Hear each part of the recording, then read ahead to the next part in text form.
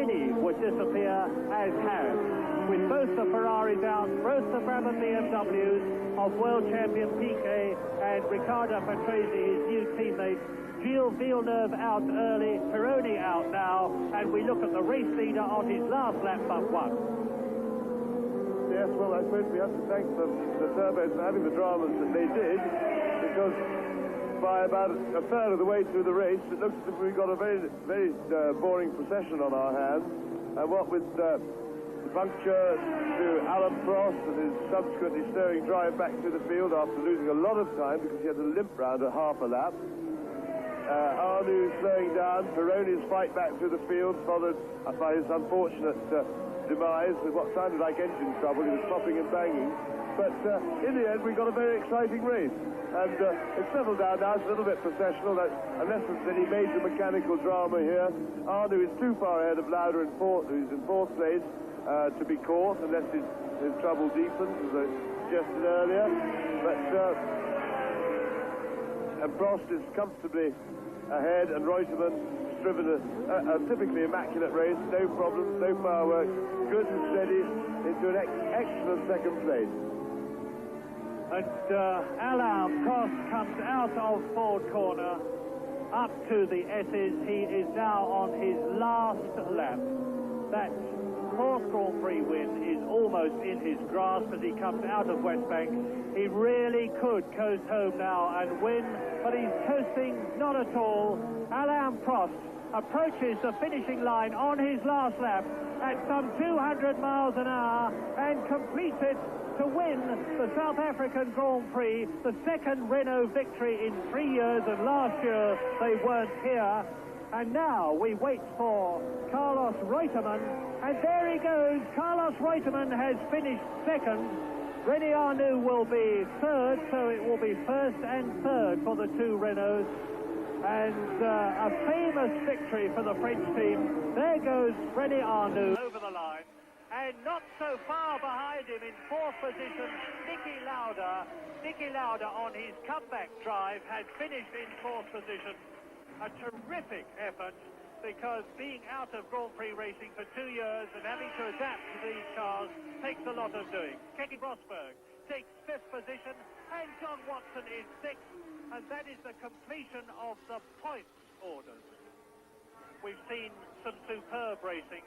Let us fervently hope that this is the end of the politics, of the trouble that we've had with the drivers, although there is a big meeting to come next week, and that the remaining 15 Grand Prix of the 1982 World Championship are going to be as good as the first, this one at South Africa. Kyle Off. War ein hervorragender Fußballer, der knapp vor dem Transfer zu Saint-Étienne stand, dieser großen Mannschaft des Fußball-Europacups.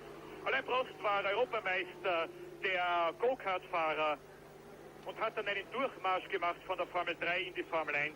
Vielleicht das größte Talent, das es im Augenblick in der Formel 1 gibt und sicherlich der große Favorit auf den Gewinn der Weltmeisterschaft 1982.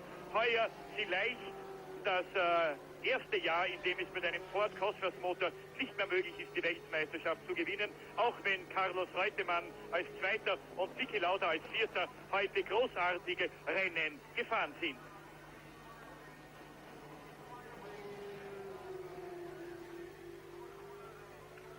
Für die technisch interessierten Zuschauer, der Renault Turbo wird mit einem Ladedruck von 1,7 bar betrieben, hat 580 PS bei 10.800 Umdrehungen, Bohrung mal Hubi 86 mal 42, 6-Zylinder in V90 Form angeordnet und der Hubraum ist genau 1491,7 Kubikzentimeter. Der Block ist gegossen, das Benzinsystem ist Einspritzung natürlich und der Doppelturbo kommt aus Deutschland. Ich hoffe, das genügt den technisch interessierten Formel 1-Fans unter Ihnen. Hier sehen Sie den jubelnden Empfang, der Alain Prost dem Franzosen hier bereitet wird. Der Franzose hat also nahtlos dort angeknüpft, wo er eigentlich 1981 aufgehört hat.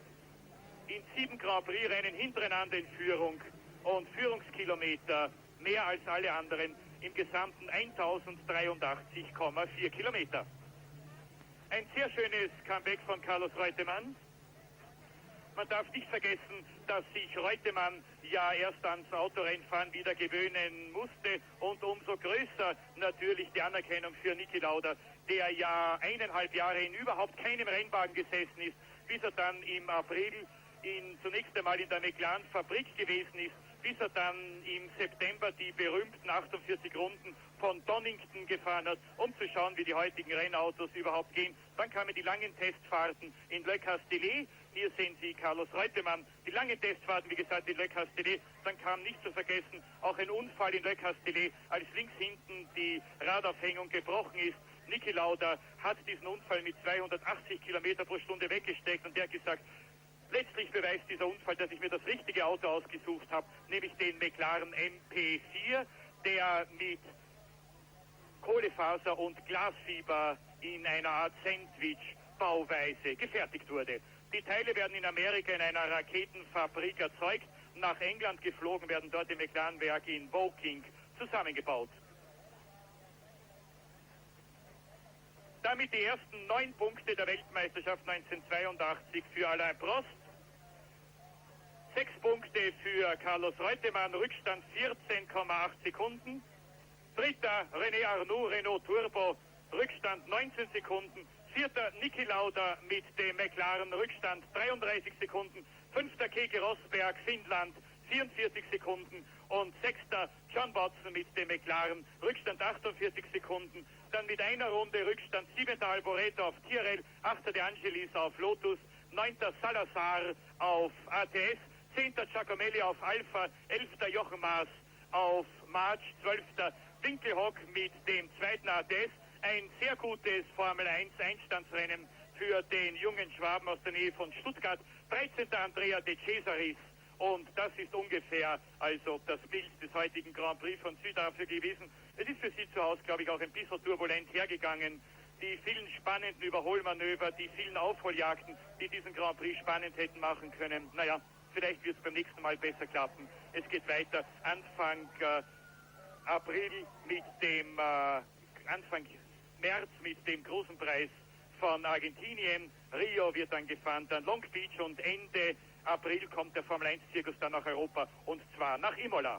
Noch einmal also, Alain Prost mit dem Renault Turbo gewinnt nach 76 Runden. Eine Runde zu früh wurde abgewunken mit 1:30:55,71. Zweiter Carlos Reutemann, Argentinien auf Williamsford, Rückstand 15,306. Dritter René Arnoux, Frankreich, Renault Turbo, 22,6 Sekunden. Vierter Niki Lauda, Österreich, McLaren Ford, Rückstand 32 Sekunden. Fünfter Keke Rosberg, Finnland, mit dem zweiten Williams, ein sehr guter Einstand für dieses Team mit 45 Sekunden Rückstand. Sechster John Watson, McLaren, der Teamkollege von Niki, 49 Sekunden zurück und dann mit je einer Runde Rückstand. 7. Alboreto, 8. De Angelis, 2 Runden zurück, Salazar, 3 Runden zurück, Giacomelli, Maas, Winkelhock, 4 Runden zurück, De Cesaris und Daly und 15. mit einem Rückstand von 5 Runden der Brasilianer Bösel. Das ist einer der beiden ausgeschiedenen Brabham BMW Turbos und das ist der siegreiche Renault Turbo von Alain Prost.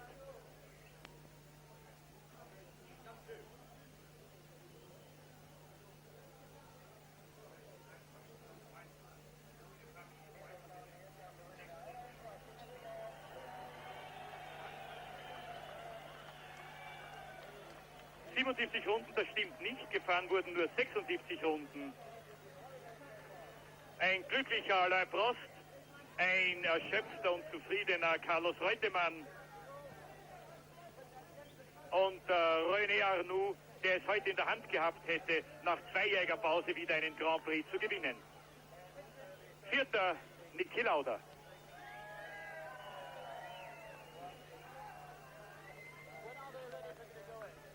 Und was das bedeutet gegen die Fahrer, die natürlich die 2,25 Jahre nicht nur pausenlos im Trainings- und Renneinsatz gestanden sind, sondern die natürlich mit der Technik bestens vertraut waren, die alles gewusst haben, Dinge, die sich Niki Lauda erst beim Testen und beim Training hier arbeiten musste, das glaube ich, können Sie zu Hause selber beurteilen. Links Carlos Reutemann, in der Mitte Alain Prost, rechts René Arnoux.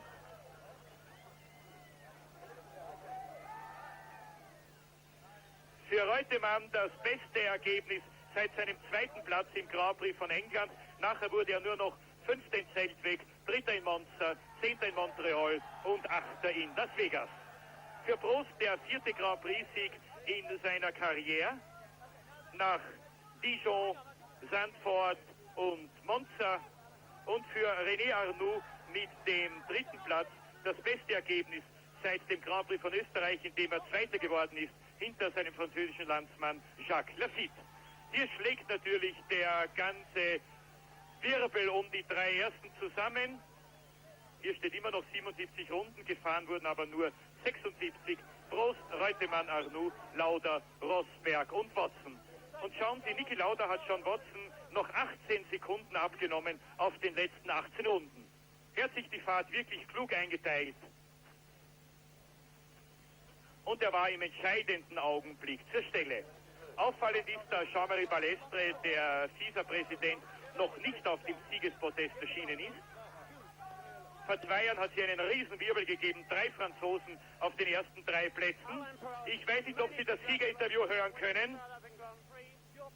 Ich höre nein, meine Damen und Herren. Noch einmal das Ergebnis im Grand Prix von Südafrika. Alain Prost gewinnt vor Carlos Reutemann, René Arnoux und Niki Lauda. Entschuldigen Sie die vielen Schwierigkeiten, die wir hier hatten.